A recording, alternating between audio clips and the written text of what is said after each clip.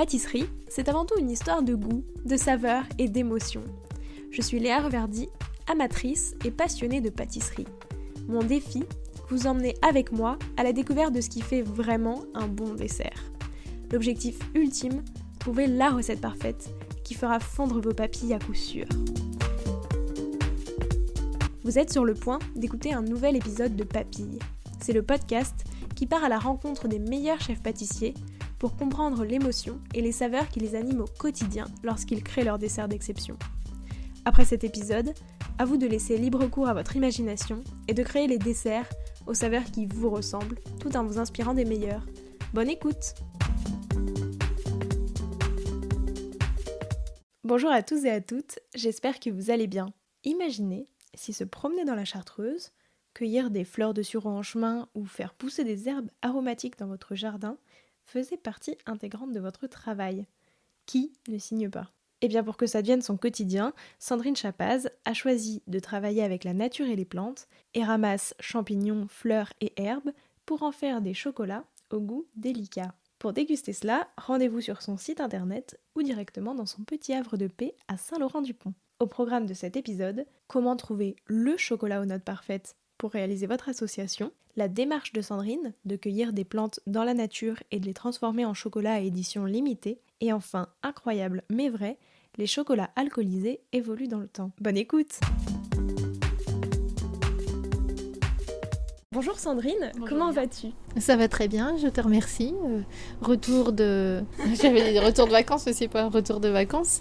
C'est la rentrée, voilà, et on est de nouveau bien occupés, à fond dans notre activité. En première partie, je voudrais d'abord revenir sur ton parcours au prisme des saveurs. Donc déjà, c'était quoi ton dessert préféré, toi, quand t'étais petite ? J'en ai plusieurs, mais si je ne dois en citer qu'un qui m'interpelle toujours, c'est le flan aux œufs et au caramel de ma grand-mère. Voilà, c'était le dessert du dimanche quand j'allais manger chez elle, et elle avait plaisir à me le faire parce qu'elle savait que j'adorais ça. C'était même aussi parfois mon cadeau d'anniversaire parce qu'ils avaient peu de moyens, mais voilà, elle me faisait plaisir comme ça, avec les bons œufs de leur poule. Et voilà, j'avais un flan entier, ne me faisait pas peur, quoi. C'était vraiment mon dessert préféré. Et est-ce que tu as essayé de faire un chocolat saveur flan aux œufs ? Non, jamais, non, j'y ai jamais pensé. Non. Chocolat caramel, oui, mais saveur flan aux œufs, non, effectivement, jamais. Non, parce qu'on voit un peu de tout, tu sais, il y a maintenant il y a des chocolats à tartitron meringués, etc. Oui, c'est vrai. Oui, alors je suis pas trop dans cet esprit-là, mais pourquoi pas, après on peut faire des dérivés, hein. J'ai bien fait des chocolats inspirés de cocktails, par exemple, de cocktails fameux chez nous à la Chartreuse verte, et j'en ai fait des chocolats, donc pourquoi pas un jour un chocolat flan aux œufs. C'est quoi ton dessert parfait pour un repas du dimanche ? Ce serait un tiramisu à la Chartreuse. Je suis très locale. Hein. Je suis très locale, mais un tiramisu à la Chartreuse, oui, pour moi, c'est le dessert parfait. C'est une bonne idée, ça me donne envie de tester. C'est quoi, toi, ton chocolat préféré ? Dans les chocolats que je fais ? Comme tu préfères. Soit dans les chocolats que tu fais, soit dans les origines de chocolat que tu préfères. Dans les origines, je préfère les chocolats d'Amérique du Sud. Mais dans les chocolats que je fais, j'ai 2 chocolats vraiment fétiches préférés. C'est un chocolat à la fleur de sureau que je fais au printemps en édition limitée. C'est une gelée de fleur de sureau avec une ganache à la fleur de sureau. Et puis au préalable, il y a le plaisir d'être en nature, de se dire tiens, on est au travail, mais on est en cueillette de fleurs de sureau. Donc ça, j'adore. Et le chocolat est divin, c'est raffiné comme goût, c'est très fin. Et le deuxième que j'adore, c'est un chocolat fraise lavande, parce que j'adore le parfum de ces 2 parfums mélangés. Et pour mon chocolat, je fais un chocolat avec une gelée de fraises surmontée d'une ganache à la lavande. La subtilité, c'est de bien doser la lavande, parce que je pars de lavande bio, que l'on fait venir du pied du Mont Ventoux, en Drôme provençal. Mais voilà, il faut bien doser la lavande pour que ce ne soit pas trop présent non plus dans le chocolat, mais suffisamment pour que ça se marie bien avec la fraise. Voilà, et j'adore ce parfum parce que C'est à la base 2 parfums que nous avons associés pour notre mariage avec mon mari. J'avais fait un sorbet à la fraise avec une glace à la lavande en vacherin et c'était divin. Voilà. Donc après j'ai dit tiens, on va essayer en chocolat pour voir ce que ça donne. Et voilà, il est aussi dans mon top 3 de mes chocolats préférés. Et ça, tu fonctionnes toujours, souvent comme ça, de faire une gelée et ensuite une ganache? Enfin, tu vois. Dans certains chocolats, mais non, pas tous. Quand ça s'y prête, vraiment, je le fais. Mais non, c'est pas du tout la majorité de nos chocolats. C'est vrai que là, j'ai parlé de la fleur de sureau et de la fraise lavande.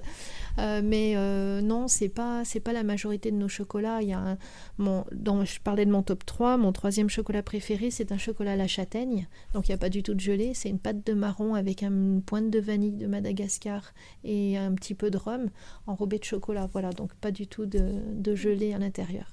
C'était quoi les saveurs de ta toute première création, ton tout premier chocolat? C'est pas original. C'était à la Chartreuse verte. On est au pays de la Chartreuse, donc je me suis tout de suite dit à la création de l'entreprise qu'il fallait avoir des spécialités, et chez nous c'est la Chartreuse verte.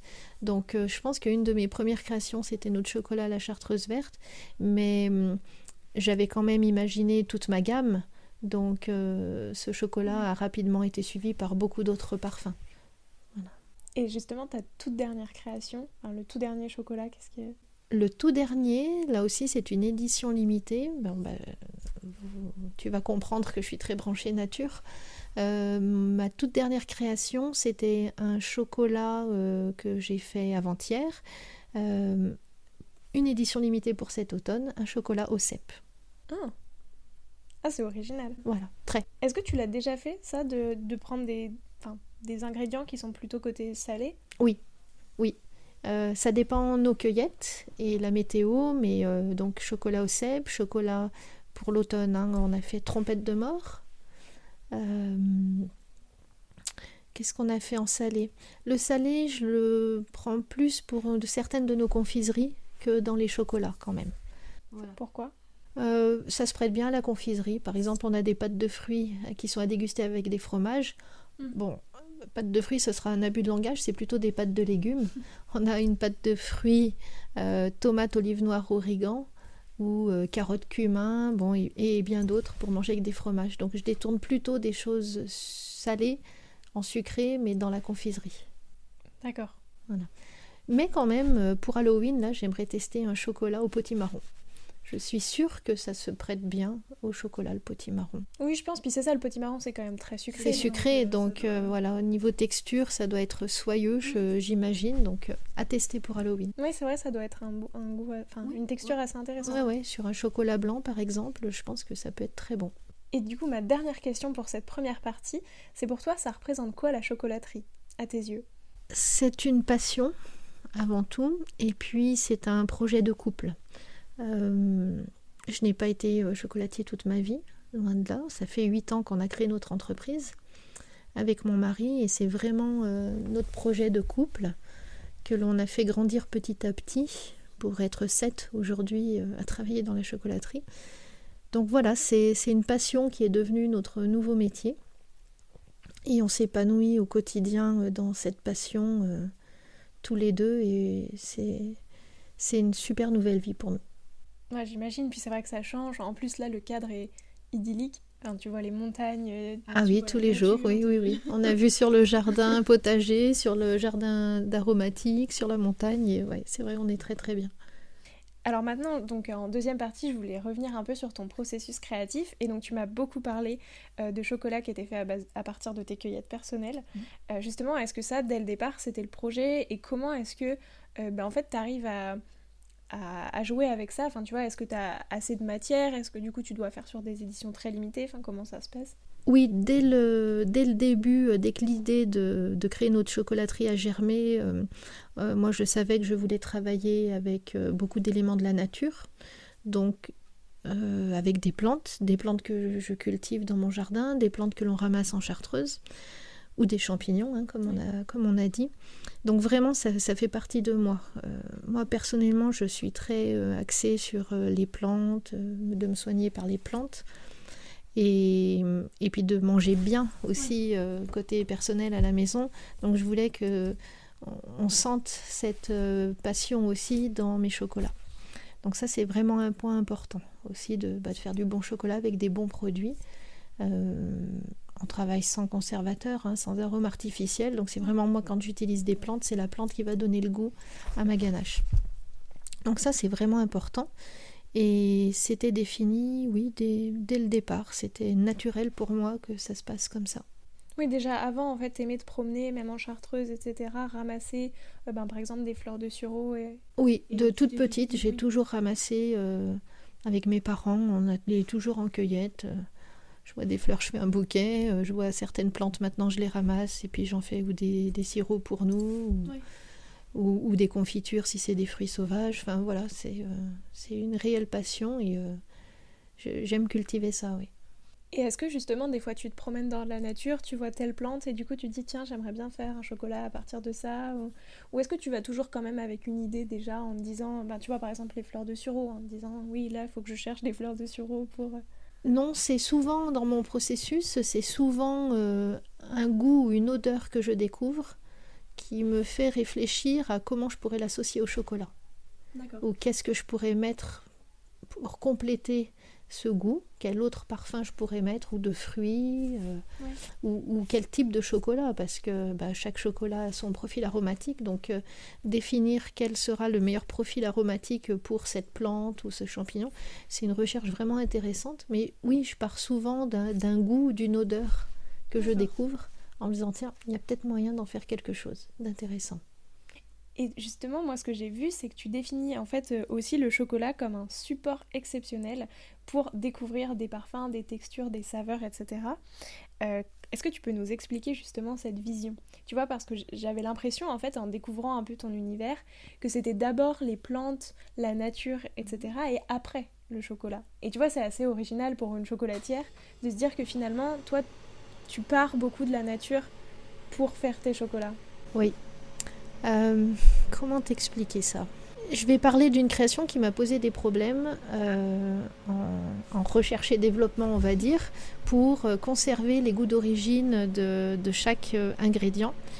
C'est un chocolat ananas basilic. Donc deux goûts très complémentaires, mais l'ananas est assez est plutôt doux. En utilisation, pour faire ressortir le goût d'ananas, c'est pas toujours facile quand on l'aura mélangé avec des chocolats. Le basilic, sa difficulté, c'est de ne pas le doser trop fortement, parce qu'il faut pas qu'il prenne le dessus sur l'ananas, c'est simplement un complément, une association de goût. Et ce chocolat m'a posé des problèmes, parce que là, typiquement, comment j'ai trouvé cette saveur, c'est qu'un jour en vacances, j'ai goûté un sorbet ananas basilic. Et voilà, à nouveau, ça m'a inspirée en me disant, j'adore le mariage de ces deux saveurs, et qu'est-ce que ça donnerait dans un chocolat ? Et donc, ce chocolat m'a posé des soucis, parce que j'ai fait plusieurs tests avant d'arriver à une recette calée, où on retrouve aussi bien le goût de l'ananas, pas masqué par le goût du basilic, mais qu'on retrouve quand même le basilic suffisamment. Donc j'ai fait beaucoup d'essais, d'abord sur du chocolat noir, et ça, on ne retrouvait pas du tout l'ananas, il était masqué par le goût du chocolat. Après j'ai essayé sur du chocolat au lait, mais ça n'allait pas, le côté lacté n'était pas du tout harmonieux avec les deux autres saveurs. Et finalement, c'est le seul chocolat de ma gamme qui est fait sur une ganache à base de chocolat blanc. Okay. Voilà, mais là aussi, il a fallu trouver un chocolat blanc qui soit le moins sucré possible, pour que ce ne soit pas le sucre qui masque à nouveau les parfums de l'ananas. Donc ça a été beaucoup d'essais, et ça y est, maintenant on le tient, on ne le lâche plus. Mais c'est pas...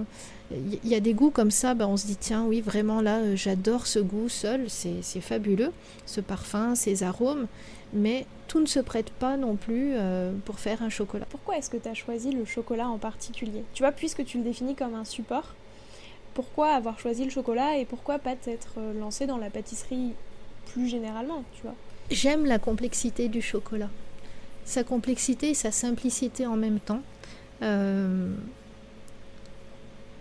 Je vais parler de sa complexité parce que quand on a lancé la chocolaterie, on a goûté, je sais pas, plus d'une centaine de types de chocolats différents.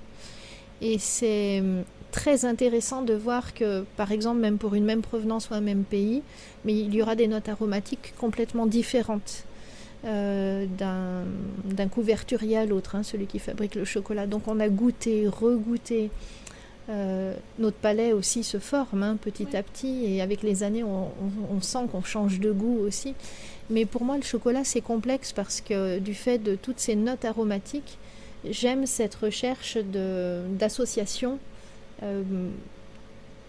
avec un autre parfum. Et c'est en ça que ça me motive, moi, dans ma création. Et cette complexité est vraiment intéressante parce qu'il faut trouver pile les bonnes notes aromatiques pour marier un chocolat, je sais pas, avec du fenouil, par exemple. J'ai fait un chocolat au fenouil. Avec un piment d'Espelette, je ne mettrai pas un chocolat acidulé, je vais mettre plutôt un chocolat qui a une bonne amertume, qui est bien charpenté, comme on dit. Donc voilà, c'est ce côté complexe qui me plaît dans le chocolat et c'est en ça que c'est un support pour d'autres parfums que je mets dedans. Et après, du coup, comment ça se passe? Est-ce que, enfin là, donc tu m'as donné l'exemple de ananas basilic, mais est-ce que souvent c'est quand même ça? Tu pars d'une saveur, tout à l'heure tu me disais d'une odeur, etc. Est-ce que tu choisis toujours le chocolat après avoir choisi d'abord la ganache, enfin en tout cas ce qui va composer le chocolat? Oui, plutôt parce que j'essaye de bien comprendre les notes aromatiques du parfum que je veux dans le chocolat et j'ai ma bible, on va dire, des différents chocolats que j'utilise et je regarde leur profil aromatique à chacun pour voir lequel sera le plus adapté. Mais je pars plus souvent du goût que je veux mettre à l'intérieur et après je regarde quel chocolat utiliser. Et après, donc chaque goût a vraiment son chocolat spécifique, tu n'utilises pas du tout un même chocolat pour plusieurs... J'ai des recettes dans lesquelles j'utilise parfois les mêmes chocolats, mais non, la plupart du temps, j'adapte ma source, mon origine de chocolat au parfum que je mets dedans. On en a un petit peu parlé, il y a beaucoup d'herbes, t'en fais pousser aussi dans ton jardin. C'est vraiment juste... c'est ce qui te plaisait et est-ce que... je veux dire, comment est-ce que tu travailles les herbes par rapport à d'autres fruits? Est-ce que ça vient toujours en complément d'un fruit? Est-ce que tu as des chocolats juste aux herbes? Alors oui, ça vient rarement en complément d'un fruit. J'ai des chocolats juste aux herbes. J'ai une collection éphémère herbacée avec 7 ganaches différentes uniquement à base de plantes. Et là, pour les travailler, là aussi c'est complexe parce qu'il y a des plantes qui donneront le meilleur d'elles-mêmes sèches et d'autres il les faut absolument fraîches, mais fraîches c'est juste cueilli il y a des ganaches, je vais cueillir les plantes et 5 minutes après elles sont en infusion dans ma crème. Par exemple la verveine. D'accord. Qui peut être aussi utilisée sèche mais elle va pas donner le même rendu et donc moi je préfère ce côté frais de la verveine fraîche. Par exemple le sureau, il faut qu'il soit très frais, très très frais. L'estragon aussi, lui extrêmement frais, je vais le cueillir, je le mets dans la crème. Voilà, après le romarin lui peut être sec comme frais, les deux fonctionnent, le thym également. Mais dans mes ganaches herbacées, j'ai une préférence quand même, vu que je les ai à disposition, de les utiliser fraîches. Et c'est pour ça aussi que tu as choisi ce lieu pour avoir un jardin et pour pouvoir aller cueillir et directement le mettre dans ta ganache ou... Alors, j'ai pas choisi le lieu parce que ça ne se voit pas oralement, mais la chocolaterie attenante à notre maison. Et puis tu as vu, on est un petit peu perdu dans la campagne. Donc c'était plutôt un choix de créer la chocolaterie, de construire le bâtiment attenant à notre maison. Justement, tu vois, je me demandais, parce que c'est vrai qu'en arrivant, c'est un peu surprenant parce qu'on n'a pas du tout l'impression d'arriver dans une chocolaterie. Comment ça se passe? Est-ce que les gens du coin te connaissent? Est-ce que du coup, tu t'envoies beaucoup de choses? Enfin, tu vois, tu fais beaucoup de livraisons. Comment est-ce que ça se... En fait, ça se passe pas du tout comme on avait prévu au début quand on s'est lancé. Nous, on imaginait beaucoup travailler pour des entreprises et expédier des chocolats. Et petit à petit, le bouche à oreille a fait qu'il y a des gens qui sont venus au début, qui en ont parlé autour d'eux, et ainsi de suite. Et ça fait vraiment boule de neige. Et là, maintenant, au bout de 8 ans, je travaille surtout pour le particulier, on va dire. Quand même un peu pour des entreprises, beaucoup pour des restaurants étoilés. Et on expédie énormément en France et en Europe. même les gens nous ont trouvés. Au départ, c'était un petit peu l'adresse qu'on se chuchote, qui est secrète et qu'on a la chance d'avoir eu connaissance. Mais non, là, là c'est samedi matin et c'est le défilé dans la boutique. Ouais, non, mais c'est ça, mais tu vois, c'est vrai que c'est assez. Enfin, je me suis posé C'est la surprenant, question. oui, je conçois que ce soit surprenant. Tu vois, même si on passait en voiture, tu on voit pas, faut être arrivé devant le portail pour voir le petit panneau avec notre logo. Comme tu dis, ça fait un peu adresse secrète. C'est ça. Mais ça joue du charme, j'imagine. Oui, voilà, oui. Mais malgré tout, on a un joli site internet et on est bien repéré sur Google. Et les gens nous trouvent. Hein. Puis les offices du tourisme du parc de Chartreuse parlent beaucoup de nous. Nos produits sont distribués, nos produits à la Chartreuse sont distribués au magasin du monastère et du musée de la Grande Chartreuse. Donc voilà, ça contribue vraiment à nous faire connaître. Et puis les gens nous trouvent sans problème. Mais donc à l'origine, vous partiez quand même plutôt dans une démarche de entreprise, etc. Enfin, quelque chose à exporter plus qu'une boutique sur place. Oui, voilà, oui. Mais du coup, le développement pour le particulier a été tel qu'on a été obligé de faire ce petit point de vente dans la chocolaterie pour mieux accueillir les visiteurs. Non, mais c'est très, très cool, quoi. Ouais, c'est une belle histoire et il y a ce qu'on imagine au début et puis après, il y a la réalité et on s'adapte au fur et à mesure. En regardant ton univers et en le découvrant, j'ai beaucoup l'impression que toi, les goûts, c'est très important pour toi, tu vois, de mettre en avant des goûts, des parfums, des saveurs.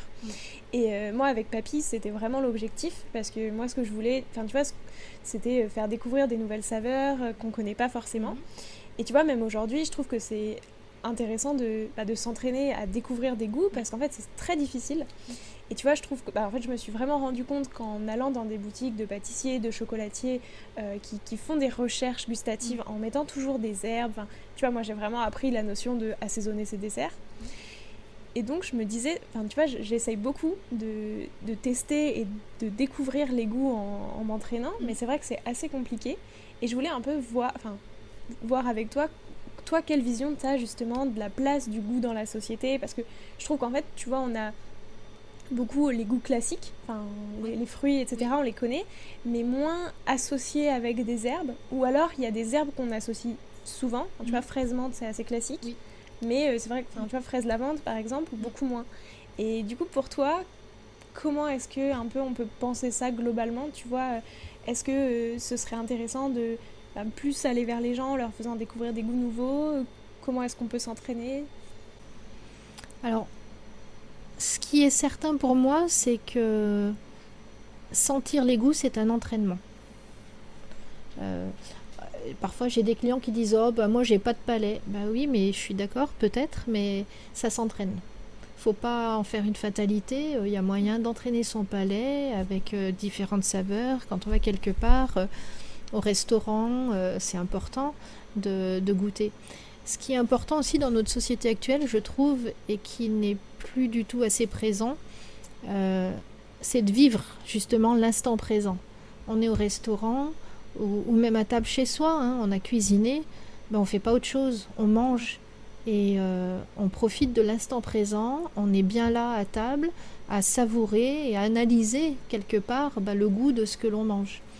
Et je trouve qu'on court tous tellement que ce temps, on ne le prend pas forcément. Et du coup, on a avalé notre repas et on se dit « Ah oui, est-ce que c'était bon? Pas bon ?» Enfin bon, pas bon, ça nous aurait fait réagir, mais on n'a pas fait suffisamment attention, je trouve, à ce que l'on mange. Et moi, je suis pénible à table. Aux miens, je leur dis « Alors, comment vous trouvez? Comment vous trouvez ?» Bon, voilà, j'ai besoin aussi de ce retour. Cette place, oui, pour moi, le goût, c'est vraiment important. Et moi, j'aime... Là, cette semaine, je vais recevoir une nouvelle commande d'épices dont j'ai besoin pour faire mes prochaines recettes.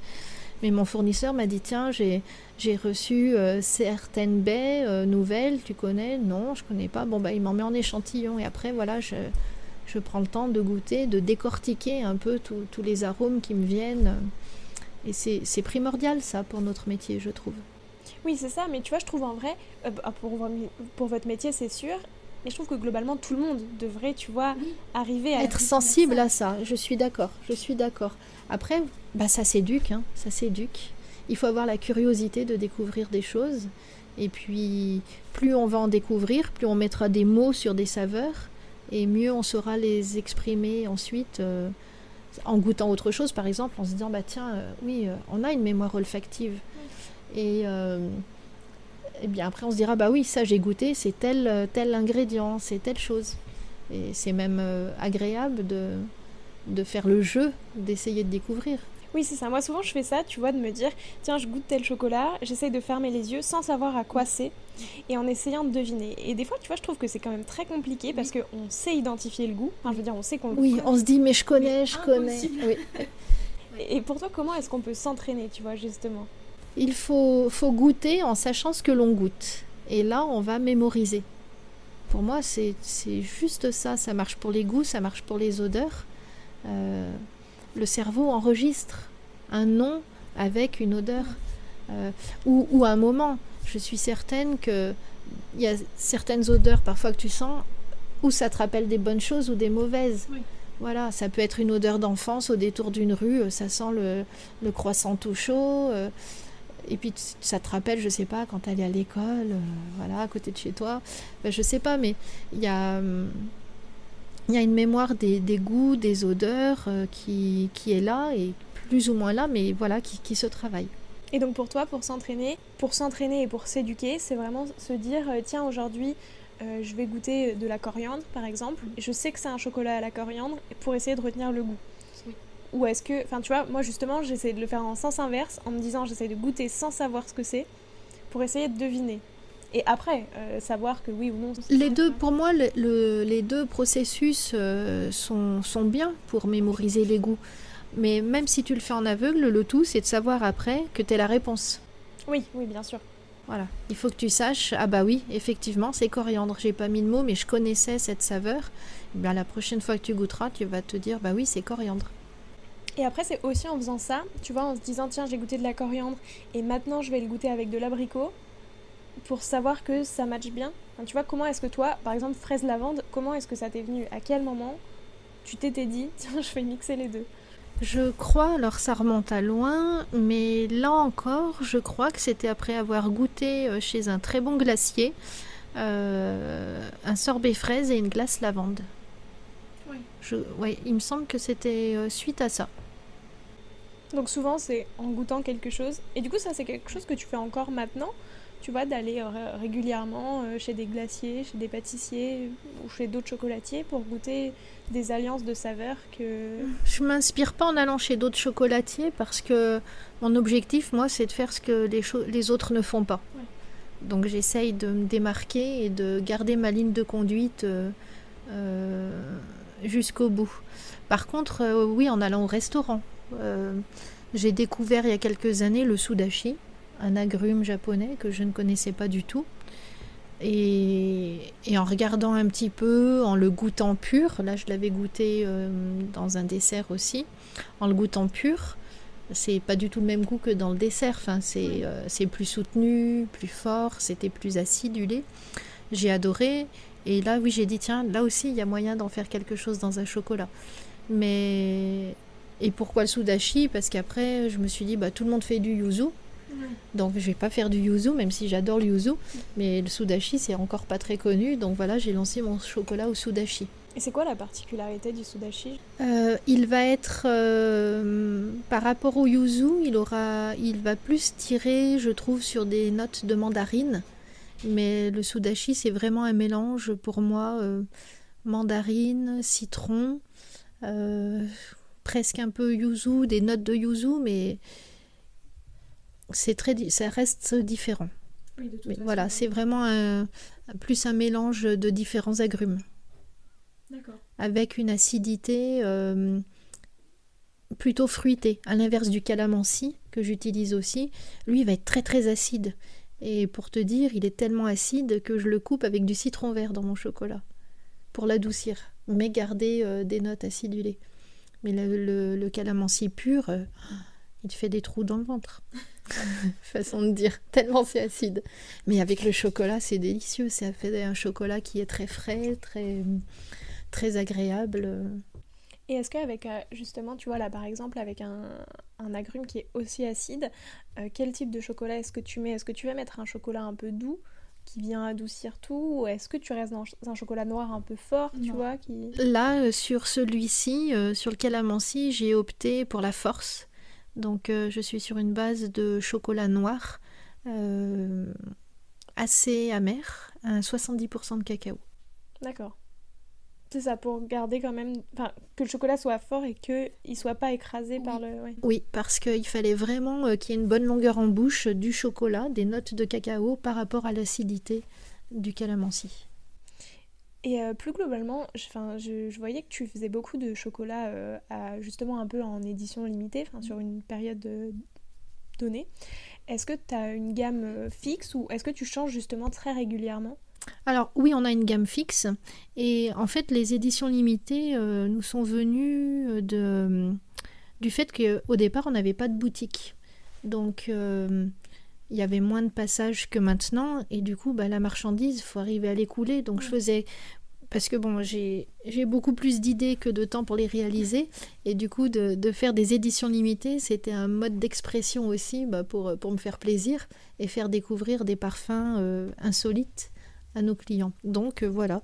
Et les éditions limitées, il y en a une par saison. D'accord. Au moins une par saison. Sauf l'été où bien sûr il y a les collections éphémères herbacées, en plus d'une édition limitée Fleur de Sureau ou Reine des Prés. Là, en août, j'ai fait une édition limitée à la Reine des Prés. Que je t'ai mis pour goûter. Et voilà, c'est ça le principe pour moi des éditions limitées, c'est faire découvrir un chocolat qui sort de l'ordinaire et sur un temps bien précis. Et donc court. Là pour le coup c'est vraiment des choses, ça va beaucoup plus être des cueillettes, tu vois des choses qu'on trouve, la fleur de sureau, ce genre de choses qui sont... Oui, sauf l'hiver où j'ai une édition limitée à base d'agrumes. Oui. Et là, donc, je travaillerai plutôt avec les fruits et il n'y aura pas de cueillettes. Mais souvent, c'est suite à des cueillettes, oui.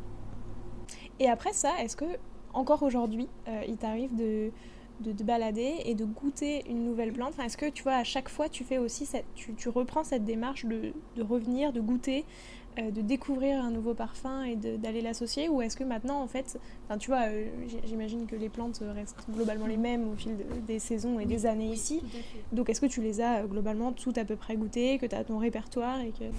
Alors toutes goûtées, non, il en reste encore beaucoup je suppose, mais à chaque fois j'essaye d'affiner et d'en découvrir des nouvelles quand je suis en promenade. Après, je regarde aussi dès que je suis sur un marché qu'il y a des marchands qui vendent des plantes aromatiques ou des plantes médicinales. Tout le temps, je regarde s'il y en a une que je ne connais pas. Oui. Voilà, tout le temps. Ça, c'est un réflexe. Et s'il y en a une que je n'ai pas, je l'achète et je la plante dans mon jardin.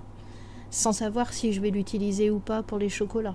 Après, ça peut être uniquement à but médicinal pour me faire des infusions. Mais ou juste elle est très décorative parce que voilà, comme la sauge ananas, elle fait de très belles fleurs rouges en fin de saison, c'est très très beau. Je ne l'ai pas utilisée dans les chocolats, mais j'ai cristallisé les feuilles de sauge ananas et enrobé les feuilles de chocolat. Donc ça aussi c'est très original et c'était un moyen de conserver le goût vraiment de la plante et ce goût de mélange d'ananas quelque part. Mais j'ai tout le temps, cette démarche de découvrir des choses que je ne connais pas. Et je suis très curieuse à ce niveau-là. Mais est-ce que tu restes quand même dans ce qu'on peut trouver, ou en tout cas ce que tu peux faire pousser chez toi? Ou est-ce que, admettons, tu fais un voyage, je sais pas où, et tu découvres une plante que tu trouves incroyable, mais qu'il faut du coup faire importer d'un peu plus loin? Est-ce que tu le ferais quand même ou... Alors c'est intéressant que tu me poses cette question parce que ce matin à l'ouverture j'ai eu un beau cadeau d'un client qui sait que j'adore la fleur de sureau et donc il sait que je pars en cueillette tout le temps et ce client est passé dans l'été, on a discuté de la fleur de sureau, il m'a dit mais moi j'adore aussi la fleur de sureau et chez moi j'ai des sureaux qui viennent du Tyrol, il est du Tyrol. Et ce matin, il est arrivé avec un arbuste pour moi, un sureau à planter, mais qui vient du Tyrol. Alors nous, on est en Chartreuse et c'est vrai qu'on craint le gel chez nous l'hiver, donc autant j'arrive pas à avoir un figuier dans mon jardin, mais là, son sureau, je suis ravie parce que je vais le planter ce week-end. Et je sais qu'au printemps prochain, j'aurai un sureau magnifique. Et en plus, c'est un sureau très particulier, cette espèce, et il donne beaucoup de fruits, comparé au sureau sauvage que l'on trouve ici et que je cueille jusqu'à maintenant. Mais voilà, j'aime bien tout ce qui peut pousser chez moi, bien sûr, mais j'irai tout le temps découvrir ou discuter avec des gens qui peuvent me faire connaître d'autres parfums, d'autres plantes, d'autres produits que je ne connais pas. Et après, est-ce que, tu vois, là par exemple, tu vas quand même pouvoir le planter ici. Est-ce que sur un arbuste, sur une plante qui pousserait pas du tout, est-ce que tu voudrais quand même Oui, oui. J'ai un autre exemple. J'adore le parfum de l'hélicryse. Et l'hélicryse, c'est avant tout une plante médicinale. Et c'est une plante méditerranéenne. D'accord. Donc, je pense pas arriver... elle doit pousser chez nous, mais elle n'aura jamais le parfum du Sud. Ouais. Elle sera jamais aussi forte. Donc là, je me dis un jour, pourquoi pas faire un chocolat en édition limitée à l'hélicryse, mais il faut que je me fasse livrer des fleurs fraîches, que je les travaille tout de suite. C'est moins local que ce que j'ai ici. Voilà. Oui, donc, bon, la lavande fine, elle vient de la Drôme, c'est pas local non plus. Mais là, je me pose des questions. Est-ce que je vais jusque-là dans ma démarche ? Pourquoi pas ? Ça fait découvrir des goûts. Et je suis certaine que là, sur une base de chocolat au lait, l'hélicryse serait parfaite. Mais bon, à creuser. Non, mais c'est intéressant. Tu vois, justement, comme je trouve que tu as une démarche très, très locale et justement, tu vois, d'aller cueillir juste à côté. Je me demandais, tu vois, c'est vrai que... Ah oui, c'est un vrai plaisir dans toute la démarche. Être en Chartreuse, en montagne, par un bel après-midi de beau temps et se dire « je suis au travail », c'est quand même très sympa. C'est sûr que quand la randonnée pour aller cueillir des fleurs, ça devient ton travail. Ah mais oui, puis voilà, c'est mon univers et je m'éclate là-dedans, vraiment. Oui. Est-ce qu'il y a un ingrédient que tu aimes particulièrement travailler, plus que les autres ? Je vais rester chauvine, je vais dire la chartreuse verte. Même si travailler les alcools, c'est beaucoup plus difficile que travailler d'autres matières premières. Les réactions des recettes sont différentes, les produits évoluent dans le temps. Ça, c'est intéressant aussi de voir, nos produits à la chartreuse, c'est comme s'ils mûrissaient dans le temps et qu'ils se bonifiaient. Même une fois qu'ils sont dans le chocolat. Surtout, et uniquement quand ils sont dans le chocolat. Oui. D'accord. Oui. Un chocolat à la chartreuse fait du jour, il n'aura pas le même goût que dans une semaine, que dans 15 jours. Le produit évolue en bien, mais il évolue. D'accord. Et puis, intégrer de l'alcool dans des produits chocolatés, c'est jamais facile. Il faut bien le doser, il ne faut pas en mettre trop, la ganache peut trancher, c'est compliqué. Et c'est cette complexité qui est intéressante avec ce produit. T'aimes beaucoup la complexité, tout comme le chocolat au départ. Ouais, je suis assez dingue, c'est vrai. Chercher tous les petits... Oui. Bah oui, c'est intéressant parce que l'objectif n'est pas de faire ce que l'on trouve de partout. Il faut se démarquer, il faut avoir sa propre signature. Les produits qui sont plus compliqués à appréhender, comment est-ce que ça se passe ? Est-ce que tu travailles pendant des mois, des années ? Tu vois, quelle est un peu ta démarche ? Ça dépend. Ça dépend les recettes, ça dépend les produits. Il y a des recettes, des essais qui vont être bien du premier coup. Et d'autres, il va falloir plusieurs essais, comme tout à l'heure on parlait de l'ananas basilic. Oui. Là, il a fallu beaucoup d'essais. Dernièrement, on a mis au point un chocolat au whisky. Il y a une distillerie dans le Vercors, pas très loin de chez nous. Et donc, on a eu des bouteilles de whisky de chez eux. Et là, on avait 2 sortes à tester. Bon, ben voilà, j'ai fait 2 essais avec des chocolats différents, des proportions différentes de whisky. Et puis, il a fallu recommencer des essais. Les premières fois, c'était pas assez corsé. Moi, je suis un peu Madame Plus. Il faut vraiment que ça ait le goût, dans nos chocolats. Et le deuxième essai était beaucoup plus concluant. Et là encore, moi, j'aurais un peu plus dosé quand même. Et j'ai regoûté ma ganache une semaine après, et là c'était une révélation, une explosion de parfum en bouche. Et j'ai dit, ah bah oui, mais c'est la même ganache, une semaine après, du fait de l'alcool aussi. Et ben le goût s'est vraiment développé, a mûri, et on tient notre recette. C'est fou ça, je pensais pas que, tu vois, une fois que c'est dans le chocolat, ça continue autant à bouger. Que pour l'alcool, que pour Oui, les chocolats à base d'alcool. Ouais, on a remarqué ça que sur les chocolats à base d'alcool. Et c'est vraiment intéressant. Du coup, tu fais comme tous les vins, tu dis vaut mieux le conserver X. Alors là, on les a encore pas sortis, nos chocolats au whisky, parce que voilà, c'était les essais, mais on va les sortir très bientôt. Et oui, je me pose la question de se dire, on les fait, mais avant de les mettre en vente, on attend une semaine. Oui, c'est ça. Du coup, t'attends. Pour que le client trouve tout de suite le parfum du whisky, dise, bah ouais, votre nouveauté, bof, vous pourriez charger plus en whisky. Attendons peut-être une semaine et là, la dégustation sera parfaite. Mais du coup, est-ce que, tu vois, même dans la dégustation, quand les gens achètent des chocolats à la chartreuse ou au whisky bientôt, est-ce que, tu vois, il y a une date beaucoup plus de péremption, beaucoup plus rapide, dans le sens où, tu vois, admettons, enfin, je sais pas, des fois, tu sais, tu gardes des chocolats assez longtemps chez toi, et du coup, le goût peut encore changer énormément. Donc, est-ce que, tu vois, tu donnes une date un peu pour le consommer ? Alors oui, bien sûr, on donne une date. Nous, les dates sont courtes parce que, comme je disais, on travaille sans conservateur. Donc nos chocolats, notre gamme de chocolats, quand elle part chez le client, il a 28 jours à 1 mois pour déguster ses chocolats, sachant qu'on lui conseille de les manger sous 15 jours pour un maximum d'arômes. Les chocolats avec alcool, eux, on donne 1 mois et demi, parce que l'alcool aide à la conservation du chocolat, il n'y a pas de problème avec ça. Donc on est plus sur 1 mois et demi sur les chocolats avec alcool. Mais du coup, tu vois, par exemple, si ta ganache au whisky, elle évolue autant en une semaine, qu'est-ce que ça peut donner, tu vois, sur 1 mois ? Est-ce qu'il vaut mieux... Ah bah, Est-ce que tu conseilles, tu vois, je pense que ça se bonifiera avec le temps. Mais à nouveau, moi je veux pas donner des dates de consommation trop longues. Oui, non, bien voilà, sûr. Déjà parce qu'on est sans conservateur, hein, je répète, mais les arômes, ouais, ta question est bonne parce que plus on attend, plus la ganache se mature, mais les arômes du chocolat peuvent s'évaporer aussi. Oui, mais est-ce que tu vois, dans l'autre sens, plus, est-ce qu'il faut pas le manger super rapidement ? Dans le sens où, puisque toi, t'as déjà attendu une semaine et que tu te dis, c'est au bout d'une semaine que c'est le meilleur, est-ce que tu peux pas dire, il faut vraiment la manger dans la semaine pour que ce soit le meilleur ? Oui, on conservera, même si nous on a attendu une semaine, on conservera l'explication au client de lui dire mangez-le sous 15 jours. Ouais. Parce que vous aurez un maximum d'arômes, le chocolat ne se sera pas vraiment éventé, enfin tout le côté cacaoté, hein, oui. Voilà.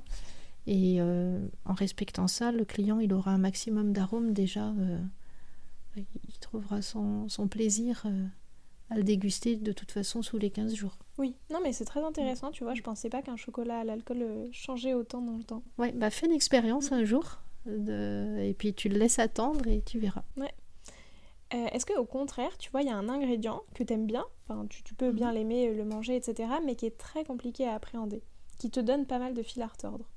Globalement, les fruits acides. D'accord. Les fruits acides sont compliqués à travailler. Compliqués à travailler en pâte de fruits, très compliqués en guimauve. Et en chocolaterie, ça va. Mais oui, s'il y a vraiment un ingrédient où il faut bien se poser avant de lancer une nouvelle recette, ou même faire une recette que l'on a déjà faite, il y a tous les paramètres de température, de pH qui entrent en ligne de compte. Donc, faut pas se tromper, oui. Et ce qui nous gratouille, c'est les fruits acides, oui, c'est ça. Mais tu continues de le faire quand même. Et oui, parce que c'est bon. Parce que c'est bon. Est-ce que tu aurais un conseil à me donner, à moi qui suis pas du tout chocolatière professionnelle, pour, je sais pas, soit créer un chocolat, soit créer une pâte de fruits, soit travailler un fruit globalement. Enfin, je sais pas, tu vois, un truc plus générique sur le travail du sucré globalement. Le premier conseil, c'est de faire confiance à tes goûts et à ton palais. D'expérience, on peut avoir un peu des idées folles et être convaincu que c'est une bonne idée. Donc, il faut tester, il faut aller au bout de son idée dans la réalisation de la recette pour voir le résultat. Et là, il se passe deux choses différentes. Il peut se passer deux choses différentes. Ou bien, bingo, et tu réussis à faire changer d'avis tout ton entourage parce que tu avais raison. Ou bien, cet essai, il était un petit peu malheureux, il faut s'orienter vers autre chose. Mais quand on veut créer, il faut vraiment aller au bout de son idée. Voilà. Moi, c'est ce que je fais. Oui, je me lancerais pas si je n'y croyais pas, forcément. Hein. Mais il faut aller au bout de l'idée pour se dire, bah oui, finalement, c'était pas si bien. Ou alors, c'est pas ce chocolat qu'il faudra avec, il faut en trouver un autre et on refait un essai. Ou non, c'est pas du tout concluant et ça marchera pas. J'ai essayé l'année dernière, pour te donner un exemple, avec une plante que j'ai ramassée, qui sent bon comme ça, et dans le chocolat, mais j'ai pas aimé. C'est de l'aspérule odorante, et j'ai pas du tout aimé parce que, en plus, ça me rappelait une odeur d'enfance qui ne me plaisait pas. Ça sentait le tabac de la pipe que mon grand-père fumait, et j'avais horreur de ça. Et l'aspérule odorante, on dit que quand elle est sèche, elle a des notes vanillées, mais moi, j'ai pas senti ces notes vanillées, et uniquement cette odeur qui ne me plaisait pas. Mais je suis quand même allée au bout de mon process en me disant, bon, bah, dans le chocolat, on m'en a tellement parlé de cette plante que, bon, allez, j'essaye. Et j'ai pas aimé du tout dans le chocolat, ce qui fait que ce chocolat n'est jamais sorti à la vente. Mais je suis allée au bout de ma démarche. Ça aurait pu être une révélation, mais ça n'a pas été le cas. Et là, est-ce que tu penses que c'était vraiment parce que ça s'associait avec du chocolat ? Ou est-ce que globalement, en fait, à travailler en ganache, en n'importe quoi, en crème par exemple, je pense beaucoup aussi que j'étais influencée par mes souvenirs d'enfance. Et j'ai vraiment beaucoup de mal à créer un chocolat avec des goûts que je n'aime pas. Je suis pas motivée. Après, sur certaines recettes, je l'ai eu fait. Par exemple, dans notre gamme, on a un délicieux chocolat au café, mais je n'aime pas le café. J'aime l'odeur, mais j'aime pas du tout le goût. Mais dans la gamme, il y avait de la demande, on a fait un chocolat au café. Mais là, la démarche était intéressante. Et moi, celui-ci, au départ, je l'ai fait surtout à l'odeur du café, parce que je me fie aussi beaucoup à mon nez. Dans ce cas-là, j'aime l'odeur. Et chez le torréfacteur, ça a été de sentir des cafés. Et après, c'est mon mari qui faisait goûteur sur la ganache. Mais voilà, c'est un chocolat que moi, je ne goûte pas. À peine, quoi, voilà, pour se dire, bon... Pour moi, c'est beaucoup trop fort en café parce que je n'aime pas, donc le goût est exacerbé. Mais pour quelqu'un qui aime le café, il paraît qu'il est divin. Voilà. Mais j'aurais du mal à aller sur des parfums que je n'aime pas à la base. Dans ce genre de moment, quand t'aimes pas l'ingrédient comme ça, tu joues beaucoup avec l'odeur. Enfin, je compense beaucoup par l'odeur. Je pense que j'ai le nez assez développé pour ça. Mais bon, j'ai besoin de testeurs à côté pour confirmer ce que je pense. Voilà. D'accord. L'odeur fait aussi partie de notre univers, vraiment. Ouais. À chaque fois, en fait, au-delà de goûter, tu sens. Ouais, toujours. Même un chocolat. Le chocolat, je le frotte entre mes doigts, je le chauffe légèrement, et après je sens mes doigts. Et là, déjà, tu as déjà des notes aromatiques qui se présente à toi et que tu peux, avant de goûter, c'est intéressant de faire le parallèle entre ce que l'on sent au nez et ce que l'on sent au palais. Oui, puis finalement, c'est ce qu'on doit faire quand on déguste du vin. Enfin, tu vois, quand on goûte un vin, dans le processus de dégustation, il y a d'abord le sentir, donc c'est vrai que... Il y a le sentir, et puis après, tu as la rétro-olfaction pour compléter le développement du ressenti aromatique, donc ça va avec. Et c'est comme ça que tu conseilles du coup de déguster tes chocolats, enfin ou le chocolat en règle générale, enfin ou n'importe quoi, de d'abord passer par cette phase où on sent pour justement avoir les premières notes aromatiques. Alors sur de la tablette et des carrés dégustation, on peut le frotter effectivement et le sentir. Un chocolat ganache, non, il n'y aura pas d'intérêt à le sentir comme ça, parce que le parfum est dans la ganache, donc le chocolat est enrobé, donc il n'y a pas vraiment l'odeur non plus à l'extérieur. Et heureusement, parce que ça voudrait dire qu'elle est très volatile et qu'on perdrait en arôme à l'intérieur. Donc la dégustation, c'est quand même un moment important. Et quand c'est un bon chocolat, il faut prendre le temps de le mettre en bouche, laisser fondre un peu l'enveloppe, croquer un peu dedans, continuer à laisser fondre, frotter la langue contre le palais, avaler progressivement et puis faire la rétro-olfaction. Ça, c'est le processus complet de dégustation pour retirer un maximum d'arômes et de plaisir de ce que l'on goûte. effectivement. Et c'est vrai que on voit tout de suite que ça n'a jamais le même goût quand on le laisse vraiment dans sa bouche et qu'on attend que les Et saveurs j'irai se même développent. plus loin. Pardon, ça dépend à quel moment de la journée tu goûtes le chocolat. Il n'aura pas la même saveur.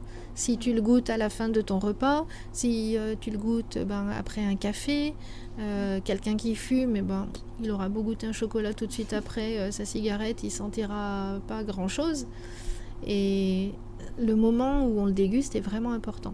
Est-ce que tu as un conseil, tu vois, plus, je sais pas, de moment pour le déguster? Est-ce qu'il vaut mieux que ce soit, je sais pas, tu vois, à 4 heures quand on n'a pas, enfin quand on a bien fini son repas depuis longtemps? Oui, moi je conseille de déguster des chocolats loin des repas. D'accord. Il y a le plaisir du petit chocolat à la fin du repas avec le café. C'est institutionnel, on va dire, hein, c'est dans les habitudes. Moi, quand je veux vraiment goûter un chocolat pour me faire mon opinion, c'est vers 10h30, 11h du matin, et puis l'après-midi vers 4-5h. Et sans rien, enfin du coup sans boisson, enfin ou de l'eau, mais pas... Oui, au mieux de l'eau. Ouais, sans rien. Alors bah du coup en troisième partie, je voulais un peu enfin je te laisse te prêter au jeu du questionnaire de Proust des saveurs. Donc déjà si toi, tu étais l'un de tes chocolats, tu serais lequel? Celui à la châtaigne. Pourquoi? Parce qu'il est doux et soyeux en bouche. Parce que les goûts sont équilibrés. Parce que j'adore la châtaigne. Et parce que ça change de mes autres chocolats. C'est pas une ganache à l'intérieur, c'est une autre préparation. Là du coup on va plus en pâte de fruits, parce que ça se transporte plus, mais du coup quelle pâte de fruits ou quelle guimauve est-ce que tu emmènerais pour une randonnée en Chartreuse? En guimauve, j'emmènerais ou bien des oursons en guimauve à la vanille, ou bien notre guimauve stracciatelle. C'est une guimauve à la vanille avec des pépites de chocolat à l'intérieur. Une tuerie. Ouais, ça a l'air ça a l'air, oui. Ça donne envie, effectivement. Est-ce qu'il y a un pâtissier, une pâtissière ou un chocolatier ou chocolatière avec qui t'aimerais bien réaliser une création à quatre mains? Bah oui, forcément. Ce serait une chocolatière. C'est ma petite sœurette Asna. Et d'ailleurs, je la remercie parce que c'est grâce à elle qu'on s'est rencontrés. C'est elle qui m'a conseillé de te contacter. Effectivement, je trouve que... Ouais. Ah oui, mais on est malheureusement trop loin et on a vraiment plaisir à se retrouver à chaque fois. Mais c'est toujours trop court. Mais on ferait de très très belles choses ensemble. Oui, puis je trouve que vos univers sont bien complémentaires. Oui. Vous avez des visions très complémentaires, je trouve, de la chocolaterie. On travaille déjà ensemble, ceci dit, parce que Asna et Vincent nous font notre base de chocolat, la part des anges, parce qu'Asna part de la fève. Oui. Et donc, avec un premier cru de plantation de Colombie, de la tribu des Arhuacos, Asna et Vincent nous font notre chocolat à la chartreuse, la part des anges. Donc c'est un process secret entre eux et nous. Et ça donne la possibilité d'avoir un petit carré de chocolat de dégustation à la chartreuse verte, mais sans liquide à l'intérieur quand on le déguste. Voilà. Mais du fait qu'ils partent de la fève, voilà, on a mis au point ce chocolat avec eux. Donc voilà une collaboration qu'il y a entre nous. Mais on aimerait bien en avoir d'autres, oui. Mais c'est vrai que c'est ça, c'est intéressant. Et c'est vrai qu'Asna a elle a vraiment cette démarche de partir de la fève, comme tu l'as dit. Oui. Et du coup, c'est vrai que tu vois, je pense que ça peut vraiment être complémentaire en se disant... parce que elle, dans l'épisode qu'on avait enregistré toutes les deux, tu vois, elle m'expliquait un peu comment est-ce que tu fais ressortir telle ou telle note dans un chocolat. Oui. Donc c'est vrai que ça pourrait être très complémentaire en toi pensant après la ganache qui va à l'intérieur. Et du coup... ça pourrait, oui. Complètement comme ça. La chartreuse en 4 saveurs, ça donne quoi? C'est difficile de répondre à cette question. Il y a 130 plantes dans la chartreuse. Mais en 4 saveurs, on va dire végétal, floral. Ça ressemble un peu, mais on n'est que sur une base de plantes. Je vais dire sucré aussi. Je vais plutôt donner un adjectif. Je vais dire mystique. Les 3 goûts que tu trouves importants que tout le monde connaisse. Tu vois, que tout le monde connaît pas forcément et que tu trouves, que toi t'aimes bien et que t'aimerais que tout le monde connaisse. Au-delà de connaître 3 goûts, je dirais plutôt qu'il est important que les personnes connaissent le vrai goût. Je te dis ça pendant que je continue à réfléchir, hein. Le vrai goût des choses et pas des goûts transformés. Ça, c'est vraiment important. Bah, c'est ça, je trouve que ça rejoint, tu vois, justement tout à l'heure quand on parlait d'éducation au goût, il y a aussi le fait de connaître le vrai goût des choses et ça s'est pas mal perdu justement avec toute l'industrialisation et puis tous les fruits, légumes qui viennent d'ailleurs. Du coup, Au-delà de découvrir le vrai goût, je dirais qu'il y a un goût pour moi que j'adore mais qui a été... la sensation est biaisée parce qu'on en retrouve trop et dans beaucoup trop de produits, c'est la vanille. C'est vrai. On trouve de l'extrait de vanille ou de la vanille dans des produits où on se douterait même pas qu'on en met. Ouais. Mais là, les industriels, parce que la vanille, c'est un goût que tout le monde a enregistré et on fait même plus attention parfois quand il y en a. Mais c'est là et les industriels nous tiennent avec ça. Ou tiennent les consommateurs avec ça. Je me mets pas dedans parce que j'achète pas de produits industriels. Et alors que la vanille, une excellente vanille, elle peut avoir déjà plusieurs goûts différents selon sa provenance. Et c'est ça qu'il faut arriver, je trouve, la difficulté, arriver à distinguer le bon goût de la vanille. Ouais, et puis le vrai goût de la vanille. Et le vrai goût de la vanille. Moi, je m'amuse à faire découvrir à nos clients le goût de la vanille bleue de la Réunion. Ouais. Tu connais ? J'en ai beaucoup parlé avec plusieurs pâtissiers, mais j'avoue, j'ai jamais goûté de vanille bleue, mais j'en ai beaucoup parlé. Tu l'as déjà senti ? Non. Donc, voilà de la vanille bleue de la Réunion. Et là, c'est un goût de vanille dont on n'a pas l'habitude. Donc, je vais ouvrir mon pot et comme tu vois, cette vanille, elle n'est pas filmée. Elle peut rester à l'air libre. D'accord. Cette vanille est encore vivante. C'est-à-dire qu'elle n'a pas du tout le même processus de fabrication que la vanille habituelle que l'on connaît. Elle n'est pas étuvée. Donc elle est vivante. Là, je vais ouvrir le pot et sans mettre le nez au-dessus, tout de suite, tu vas comprendre. Ah oui, c'est fort. C'est très très fort. Et cette vanille, elle a la particularité d'être comestible entièrement. On utilise toute la gousse. Il n'y a pas de déchets. D'accord. Il n'y a pas de grains grattés dedans. On pourrait, hein, mais là, on peut utiliser toute la gousse. Et tu sens comme ça sent très très fort là. Fort. Voilà. Donc on en met peu quand on l'utilise, mais on utilise tout. Et ça, c'est un autre goût de vanille. Et pour moi, ça fait partie des goûts intéressants à connaître. Où tu prendras une vanille de Tahiti, elle aura un autre parfum, mais il faut connaître le vrai goût de la vanille et pas l'arôme ou l'extrait qu'on nous ajoute chez les industriels. En plus, tu vois, je trouve que en fait, les industriels ont fait en sorte qu'il n'y ait qu'un goût de vanille et qu'il soit même pas le vrai goût de vanille. Oui, c'est du standard. C'est un standard vanille. Ouais. Et puis tu vois, une fois, j'ai fait une glace à la vanille en mettant vraiment de la vanille. Et ma petite sœur me disait, ça n'a pas du tout le même goût que les glaces qu'on mange d'habitude. Parce qu'effectivement, en fait, les autres glaces ont beaucoup plus un goût... ça, j'en avais parlé avec Philippe Faure, qui disait que les glaces industrielles mettaient énormément de sucre. Et tu vois, c'est vrai qu'en fait, une glace à la vanille, c'est un goût sucré, mais ça n'a pas du tout... Enfin, une glace industrielle, j'entends.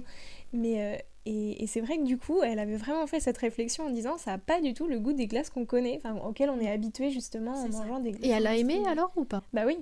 Mais tu vois, c'est vrai que ça surprend. Son repère était différent. Ah oui. Et puis du coup, c'est vrai que c'est surprenant parce qu'en fait, quand tu le goûtes, ça a beaucoup plus le goût de vanille. Et tu vois, même j'avais essayé sur les autres vanilles de Madagascar, etc., de faire sécher la gousse et de l'incorporer en la mettant en poudre. Et c'est vrai que je trouve pareil, on n'a pas du tout le même goût. Enfin, tu vois, ça apporte encore une autre saveur et je trouve que c'est très intéressant. Il me reste 2 autres parfums à te donner. J'ai pas oublié. C'est vraiment difficile comme question parce que il existe une multitude de goûts. Je dirais le sudachi parce que c'est un agrume qui mérite d'être connu, vraiment. Si, il y a un goût qui me vient comme ça, on reste dans les agrumes, c'est le goût de l'orange confite. Parce que, alors nous on fait tout notre confisage, mais je trouve qu'il y a une grosse différence de goût entre du confisage maison et du confisage industriel. Voilà. Donc voilà. Donc mon troisième goût, voilà, que je vais te dire, c'est le goût de l'orange confite. Je pense qu'encore une fois, tu vois, justement, on a trop été habitués à des goûts qui sont allégés, entre guillemets, enfin tu vois, qui sont standardisés et qui sont un peu... Et à nouveau que du sucre, parce que souvent c'est que du sucre dans l'orange confite. Oui, c'est ça. Puis du coup, tu vois, ça paraît très léger, donc en fait, finalement, ça plaît à tout le monde. Enfin, dans le sens où t'as moins un goût d'orange. Moi, avant, je n'aimais pas du tout les oranges confites. Ouais. Et depuis qu'on les fait, j'ai découvert que j'aime les oranges confites. Comme quoi. Ouais. Alors maintenant, j'ai 5 dernières questions. T'es plutôt automne ou été? Enfin, saveur d'automne ou saveur d'été? D'été. Plutôt herbe ou épice? Herbe. Praliné ou ganache? Ganache. Chocolat noir ou chocolat au lait? Les deux. Et enfin, plutôt guimauve ou tentation, qui sont donc deux des produits que tu proposes? Tentation, sans hésiter. Écoute, merci beaucoup Sandrine, c'était très enrichissant et vraiment je trouve ta vision très belle d'être au plus proche de la nature. Et tu vois, je trouve que, en fait, c'est directement la réflexion que je me suis faite en découvrant ton univers, à quel point c'était beau, tu vois, de voir la chocolaterie d'abord avec des herbes, de la nature et du parfum, tu vois, avant même de penser chocolat. Merci à toi de m'avoir donné l'opportunité de t'expliquer tout ça. Et puis maintenant, place à la dégustation. Merci. J'espère que cet épisode vous a plu. Et moi, je vous dis à la semaine prochaine en compagnie de Simon Pacari. Prenez soin de vous.